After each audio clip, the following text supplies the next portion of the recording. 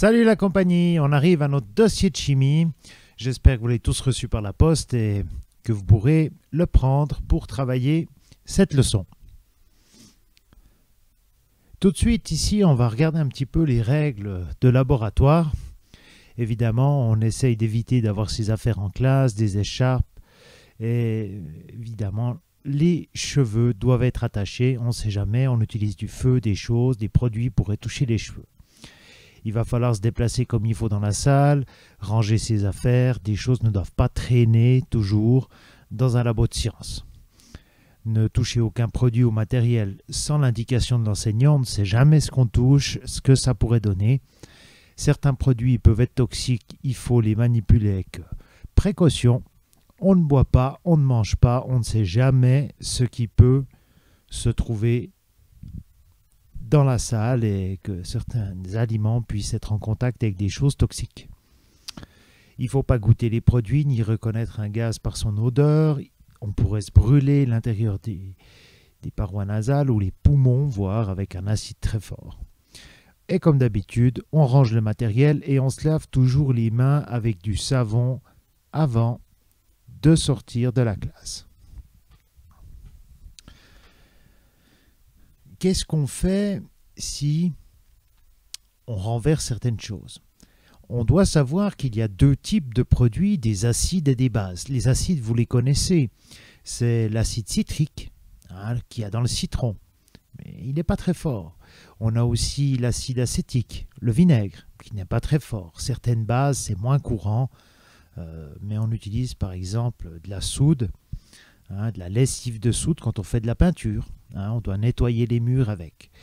Tous ces produits sont dangereux, principalement pour les yeux, la bouche, tout ce qui est muqueuse, donc l'intérieur du nez, l'intérieur de la bouche. C'est vraiment des produits qui peuvent causer des graves séquelles.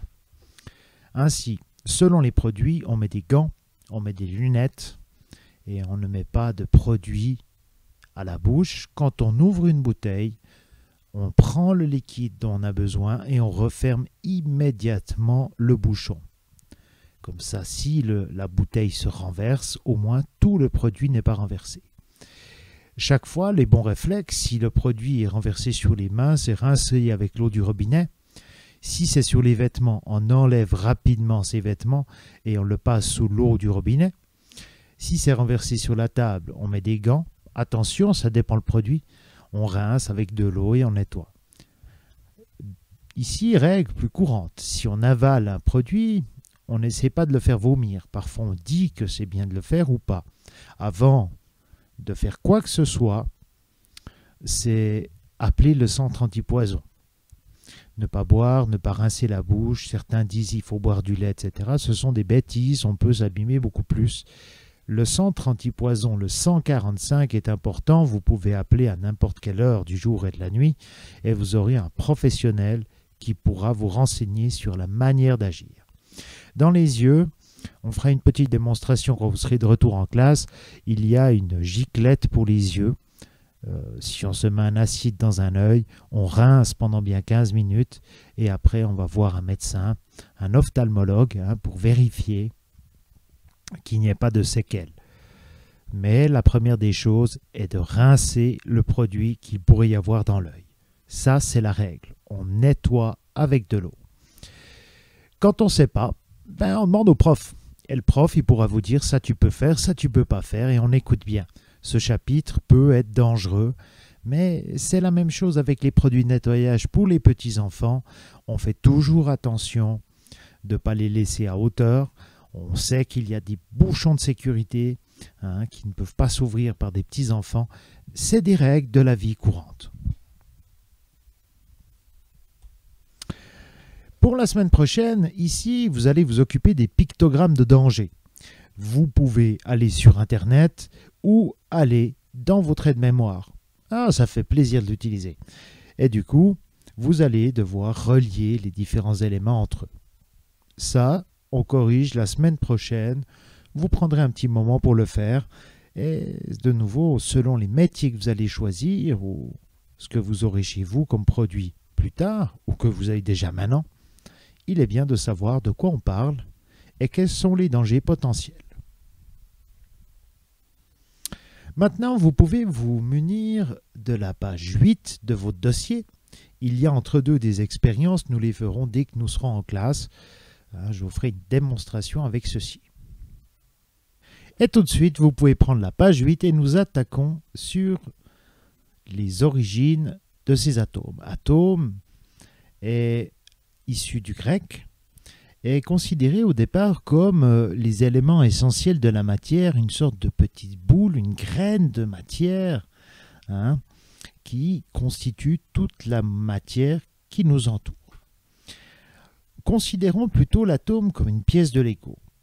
Et chaque pièce de Lego peut être différente, a une forme différente et peut s'attacher à d'autres pièces plus ou moins différemment. Et je pense que c'est une bonne approche. On verra que ces grains de matière appelés atomes est toujours neutre électriquement et est constitué de 3 particules élémentaires. La première étant le proton qui a une charge électrique positive. Du coup, on écrit P+. Après, il y a un autre élément qu'on appelle le neutron. On a compris que neutron veut dire neutre, la charge est égale. Si on veut, il n'a pas de charge électrique. Et le dernier, l'électron que vous connaissez, l'électricité, c'est bien une charge négative. Si on regarde ça, on se rend compte qu'il y a des plus et des moins, comme sur une pile, une charge électrique. On verra qu'au niveau de la composition des atomes, on retrouve une charge positive et négative, comme sur une pile, comme dans une prise électrique, etc. Les protons ont une charge qui est donc positive, donc elle est inverse et aussi équivalente, égale à celle de l'électron. Ainsi, sachant que les neutrons n'ont pas de charge électrique, on peut considérer que s'il y a un proton et un électron, un atome sera neutre. On peut toujours considérer qu'un atome, s'il a 3 protons, aura 3 électrons. Ça sera son état de stabilité et on dit qu'un atome est électriquement neutre. On verra que parfois, ça change, mais de manière globale, un atome veut toujours être neutre, autant de protons que d'électrons. À retenir. La matière ne diffère que dans la variation des 3 particules de ces atomes. Alors, selon le nombre d'atomes que l'on a, qui sont ordonnés ici sur le tableau périodique des éléments, selon le nombre de protons, de neutrons et d'électrons, on a un élément différent de ce tableau périodique des éléments. Ça, ce sont les pièces de Lego. Il existe beaucoup de modélisations de l'atome. Il faut savoir qu'on essaye de représenter quelque chose d'une manière qui nous permette de travailler. Ici, évidemment, ce sont des modèles. Et on voit qu'il y a donc à l'intérieur de ces éléments, les protons, les neutrons, et autour vont tourner des électrons. Regardez, on retrouve les charges plus protons, moins électrons. Il faut considérer donc que le noyau d'un atome est constitué des protons et des neutrons. Autour tournent les électrons. On peut se rendre compte, ici avec ce modèle, la manière dont sont disposées les choses. On aurait un noyau qui a la taille d'une tête d'épingle, et si on considère que c'est un stade de foot, l'atome, en diamètre extérieur, se situerait aux abords du terrain de foot. Ça signifie qu'il y a plus de vide que de plein dans un atome. Nous sommes entourés de vide. Et ce sont les forces entre ces différents éléments, protons, neutrons, électrons, et finalement entre molécules ou entre atomes, qui fait que la matière est dure. Mais il y a plus de vide que de plein. La matière peut être pesée en kilos. On vous a toujours dit que la masse était la quantité de matière. Comment est-ce qu'on peut calculer vis-à-vis de ces petites pièces de Lego, de ces atomes, la masse des choses? Alors tout d'abord, on connaît la masse du proton, qu'on abrège U, 1,67 environ fois 10 puissance moins 27 kg. Ça veut dire que chaque proton a une masse extrêmement petite. On sait aussi que le neutron a une masse quasiment égale à celle du proton. On doit encore savoir autre chose, c'est que les nucléons, comme on les appelle, nucléus qui veut dire le centre ou le noyau donc de l'atome, est constitué de protons et de neutrons. Et on l'a vu, le proton et le neutron ont la même masse. Par contre, les électrons ont une masse très très légère. Ainsi, la masse est tellement petite qu'on la considère comme négligeable. On peut donc considérer qu'en connaissant le nombre de protons et de neutrons d'un élément, on peut déterminer la masse de l'atome. Toute la masse est concentrée dans son noyau. Je reviens un petit coup ici sur de la culture générale. J'ai mis des éléments radioactifs. Ici, nous sommes face donc au nucléus. Le noyau, les nucléons, donc protons, neutrons à l'intérieur, et les électrons qui tournent autour. On parle d'un nuage électronique. Alors ici, nucléus, réaction nucléaire, force nucléaire, vous avez tous déjà entendu ça. En fait, la physique nucléaire s'occupe des interactions entre les protons et neutrons et en fait le noyau des atomes. Et vous avez tous déjà vu une centrale nucléaire. Ici, je vous en ai mis une, c'est le cône d'évaporation de la centrale nucléaire. Comment ça marche? En fait, une centrale nucléaire s'occupe de casser le noyau d'atomes d'uranium et quand il se casse, on obtient un gain d'énergie. Et de nouveau, à chaque fois, il y a un élément qui est projeté, qui vient casser un autre noyau d'uranium, et on parle donc de réaction en chaîne. C'est de la fission nucléaire. C'est ce qu'on utilise dans une centrale nucléaire. À partir de ça, chaque fois qu'on casse ces noyaux d'uranium, on obtient de l'énergie. Et avec cette énergie, on fait chauffer de l'eau qui font tourner des turbines et qui permettent de produire l'électricité. C'est comme ça que fonctionne une centrale nucléaire. Évidemment, ça comporte 2-3 dangers. Ici, on voit des rayonnements gamma, c'est donc la radioactivité très dangereuse pour la santé. Les électrons se déplacent à grande vitesse. Alors, on a vu qu'il y a le noyau et autour un nuage électronique. Les électrons sont tout le temps en mouvement. Ils ont chacun un niveau d'énergie différent, ce qui va leur permettre, selon l'énergie qu'ils ont, d'être disposés à différents endroits par rapport au noyau. On va parler donc de couches électroniques. Selon leur niveau d'énergie, ils seront sur la couche K, L, M, N, O, P, Q. Et chaque atome va se construire autour de ces couches. C'est principalement le nombre d'électrons présents sur la couche extérieure qui permettra de définir les liaisons chimiques possibles avec d'autres atomes. Et c'est pour ça qu'on est obligé de parler de ces couches et des électrons qui tournent autour pour savoir comment est-ce que les liaisons chimiques se font. À retenir, c'est important. Les éléments chimiques et le tableau périodique des éléments. Alors là, je vous ai envoyé par la poste un tableau périodique et il va falloir donc le prendre avec pour la suite. Vous pourrez peut-être un peu regarder dessus. Un ensemble d'atomes ayant tous le même nombre de protons est ce qu'on appelle un élément chimique. Alors un élément chimique, en exemple, de l'oxygène, de l'hydrogène, du fer, du cuivre, on a vu l'uranium, du carbone, du zinc, il y a beaucoup de choses, du néon, de l'argon, etc. Chaque élément est représenté par une lettre ou 2 lettres. Certains composés de 3 lettres. On parle des symboles chimiques. vous avez déjà tous vu un H qui veut dire hydrogène, un O qui veut dire oxygène. La première lettre est toujours en majuscule et la suivante ou les suivantes en minuscule. Ce sont les symboles chimiques.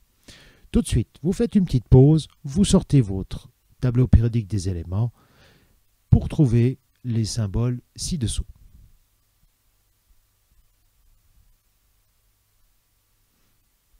Voilà, normalement, vous avez fait ce travail, si vous avez mis pause, autrement, c'est que vous avez triché. Ici, l'atome d'hydrogène, on l'a vu, c'est un H majuscule. Oxygène, O majuscule, le carbone, C majuscule, l'azote, N. On en respire 78%, vous en respirez actuellement. Atome de soufre, S, et le chlore, qu'on met dans la piscine comme désinfectant, qui fait mal aux yeux, Cl. Vous avez vu une petite concentration, ce que ça fait sur vos yeux à la piscine. Ça brûle, ça pique. Alors à très forte dose, c'est vraiment dangereux. Les éléments sont classés d'une certaine manière dans ce tableau périodique des éléments. Il a une forme qui est particulière. Comment est-ce qu'on l'a obtenu? Ici, on arrive à un certain Dmitri Ivanovitch Mendeleïev, chimiste russe. Et c'est le premier qui va, de cette manière, structurer et construire un tableau basé sur les propriétés des atomes. À partir de ça, qui est de 1870, écrit en cyrillique, c'est un peu problématique, on le voit, ça c'est vraiment l'écriture russe. On va le transformer pour obtenir donc le tableau actuel, celui que vous avez reçu par la poste. Et on va essayer de comprendre comment est-ce qu'il a ordonné les choses. Il les a mis dans un ordre réfléchi. Le numéro atomique représente le nombre de protons qu'il y a dans l'atome. Alors si je regarde, j'ai fait les deux premières lignes. Ici j'ai 1 pour l'hydrogène, 2 pour l'hélium. Ça signifie que l'hydrogène a un proton, donc il aura un électron. Vous vous rappelez, charge positive, électron, charge négative, il en aura rigoureusement le même nombre. Autrement, il aurait une charge qui ne serait pas neutre. Hélium, 2, donc 2 protons, donc 2 électrons. Le lithium, 3, donc 3 électrons, 3 protons. Le beryllium, élément 4, c'est la deuxième ligne, il est là. Il a 4 protons, donc 4 électrons. Et ainsi de suite. Pour arriver au néon, le gaz que l'on retrouve dans les tubes néons, qui quand on fait passer du courant dedans, donne de la lumière, on a donc 10 protons, donc 10 électrons. Voilà déjà la première des choses. Ici, maintenant, regardons une autre manière dont on a mis les choses. On va s'occuper des colonnes et des lignes. On a vu que c'est un tableau croisé. Les colonnes nous indiquent quel est le nombre d'électrons sur la couche extérieure de l'atome, sur la dernière couche. On a vu qu'il y avait plusieurs couches, K, L, M, N, O, P, Q. Et sur chaque couche, on va pouvoir savoir combien est-ce qu'il y a d'électrons à l'extérieur, ceux qui sont tout au bord de l'atome. Donc là, l'hydrogène, le lithium, le sodium, le potassium, etc. C'est la première colonne. Il y a un électron sur la couche extérieure. Je prends la deuxième colonne, le beryllium, le magnésium, le calcium, toutes des choses déjà entendues. Magnésium, ça vous dit quelque chose? Magnésie, pour faire de la gym. Le calcium, c'est ce qu'il y a dans les os, qu'on prend à travers le lait. Toute cette colonne a donc 2 électrons sur sa dernière couche. Je passe directement un peu plus loin. Ici, je vais en avoir 3, 4, 5, 6, 7 et 8. Je l'ai mis d'une autre couleur parce que l'hélium va avoir 2 électrons. On verra un petit peu ça en détail les prochaines leçons, mais c'est un cas critique. Et il faut considérer que dans ce cas-là, cette dernière colonne, on est dans les éléments les plus stables. Ils ont leur couche qui est pleine. Ainsi, c'est des éléments qui ont de la peine à faire des liaisons chimiques avec d'autres. La dernière couche est pleine. Ici, on retrouve donc nos couches K, L, M, N, O, P, Q. Et on va voir que les lignes de ce tableau correspondent aux couches électroniques. Donc ici, si je prends le premier élément, l'hydrogène et l'hélium, il n'y a qu'une couche électronique. Ça sera la couche K. Donc, pour l'hydrogène, je peux avoir un électron qui tourne autour, donc un proton au centre. L'hélium, je vais avoir deux protons, donc deux électrons qui tournent autour. Et ces électrons vont tous tourner sur la couche K, autour du noyau. Maintenant, ici, j'arrive au lithium, beryllium, le bore, le carbone, l'azote, l'oxygène, le fluor et le néon. C'est la couche L. Ça veut dire qu'il va y avoir 1, 2, 3 protons. Donc 3 électrons. 1 électron, 2 électrons sur la couche K. Et pour le lithium, encore un électron qui va tourner tout seul sur la couche L. Et on se rappelle ici, il y a un électron de surface. Faisons le deuxième, le beryllium. Il va y avoir donc 2 électrons sur la couche K. Et après 2 électrons sur la couche L. On se rappelle que la colonne nous disait qu'il y avait 2 électrons à l'extérieur. Donc dans ce cas-ci, 2 électrons sur la couche L. Dernier exemple, je prends l'oxygène. Il va y avoir ici 1, 2, 3, 4, 5, 6, 7, 8 protons, donc 8 électrons. Il va y avoir 2 couches. Sur la première couche, je vais mettre 2 électrons. Et sur la deuxième couche, L, je vais mettre 6 électrons. 1, 2, 3, 4, 5, 6. Et ainsi de suite. Ingénieux le truc, non? À partir de là, j'arrive ici à la troisième couche. Si je prends le sodium, il va avoir la première couche remplie de 2 électrons, la deuxième couche remplie de 8 électrons et un électron tout seul sur la couche M. Et voilà comment se construisent les choses. À partir de là, on retrouve donc toutes ces couches électroniques. Il n'y a que le KLMNOP, il y a 7 couches électroniques. Attention, ici il faut se rendre compte que les éléments 58 à 71 doivent être intégrés ici au milieu, ce qui est là, et les éléments 90 à 103 se retrouvent ici. Mais une fois on s'arrêtera encore pour bien voir pourquoi ces couleurs et qu'est-ce qui change aussi là-dedans. Bon, chaque élément dans ce tableau périodique se trouve écrit d'une certaine manière. On l'a vu, il y a le 1, le nombre de protons. Ici, il y a le symbole. Et après, il y a différentes valeurs dessous. On les regardera au fur et à mesure du temps. Vous avez la description ici. Nous, ce qui va nous intéresser, c'est tout d'abord ce numéro atomique. On va voir. Le nombre d'électrons est égal au nombre de protons pour un atome donné, car l'atome est neutre. Je l'aurais dit beaucoup. Ça veut dire que si ici, je suis au numéro 6, j'ai 6 protons, donc 6 électrons. Comme ça, mon atome est neutre. C'est l'atome de carbone.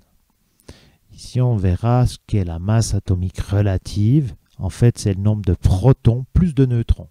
On verra pourquoi ce n'est pas exactement 12. Mais voilà un petit peu les indications qu'on a. Le symbole est le nom usuel. Le carbone, c'est il carbone, c'est le charbon en italien. Voilà, à bientôt pour de nouvelles explications. Essayez de bien comprendre quel est le rôle des lignes et des colonnes et le numéro atomique. Et si vous avez déjà compris ça, on est bien parti. Allez, à bientôt pour de nouvelles explications. Ciao!